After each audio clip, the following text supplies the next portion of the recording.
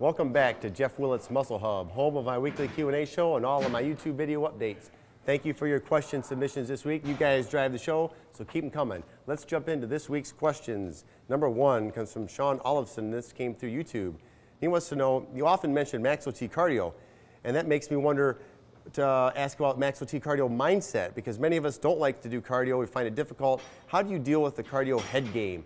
It's a great question, and I think that cardio is something that, I'm speaking for myself personally, my least favorite thing to do, particularly when I was getting ready for a contest. But I think the way you control the mindset is to realize that it is a necessary part of making you achieve what you want to do. So don't talk about it in a negative term. You know, it's really important how we frame our wording. So I always talked about cardio and thought of it in a positive term, in the sense that every cardio session I do is getting me one step closer to achieving that look that I want, or achieving that goal. So really connect again to that vision of what you want to achieve and realize cardio is an integral part of it. And if you do that before every cardio session, I think that'll help you get past that mindset of just getting through it, and you want to attack it and get the most out of it.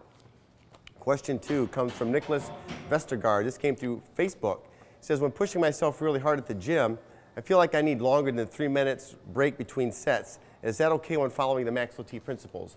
Yes, it is. He's talking about short-term recovery, or the rest between sets. And there's no steadfast rule that you have to wait a certain amount of time. The ballpark figure is 2 to 3 minutes between exercises. But the main thing is you want to take enough time that you can exert another maximal effort. So in the case of something like squats or deadlifts or more full body movement, you might need more than 2 minutes, 3 minutes. You might even need close to 4, and that's okay. Don't rush it. Let yourself get enough time to exert another maximal effort so you don't shorten the length. I'd rather have you take a little bit longer time than too short between sets. So 3 minutes or a little bit more is absolutely fine.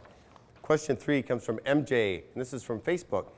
Lately, I seem to have a problem adhering to my nutrition plan. Any advice you could give?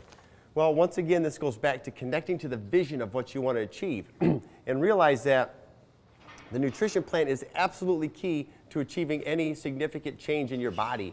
So the more you connect to that idea and understand that that's that important, you're going to be better off by being consistent and adhering to that nutrition plan.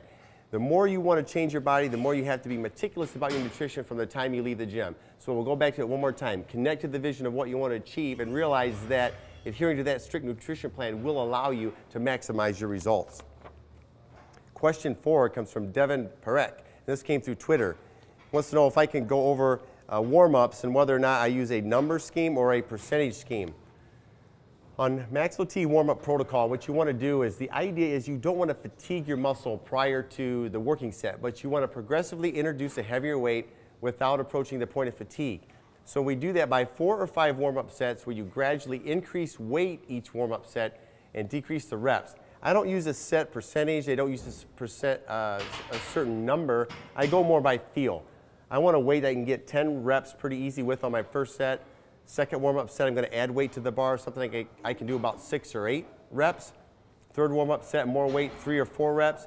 And the fourth and final warm-up is going to be 1 or 2 reps, and that weight's going to be very close to my working set weight. I don't really waste time getting too scientific with the amount of weight I'm using. I let the reps I'm shooting for kind of be my guide, with the understanding that every warm-up set we're adding weight, we're decreasing reps, so we're progressively introducing a heavier weight without approaching the point of fatigue. And that's the key really to the Max OT warm-up protocol. Question 5 comes from Pavi415, and this came through YouTube. He wants to know, you don't talk about cheat meals. Do you believe in them? If so, when and how often? I do believe in a cheat meal, but I hate that term, and that's just my personal opinion.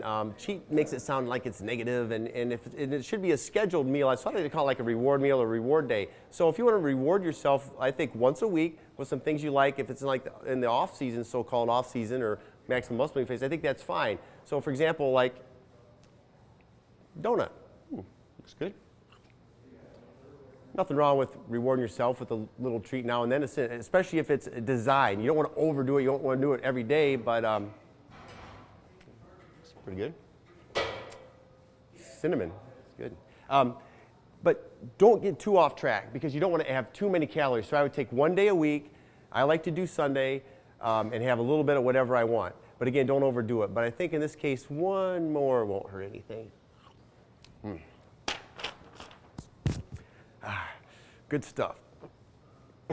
So The key is don't overdo it, but have some scheduled reward time to treat yourself as long as you're not in a pre-contest phase. So hey guys, that wraps up this week's questions. I want to thank you all for tuning in. Keep sending your question submissions. You can send them through Facebook, through Twitter, through YouTube, and you can hashtag AskJW. I want to thank you all for tuning in. Now let's go out and execute.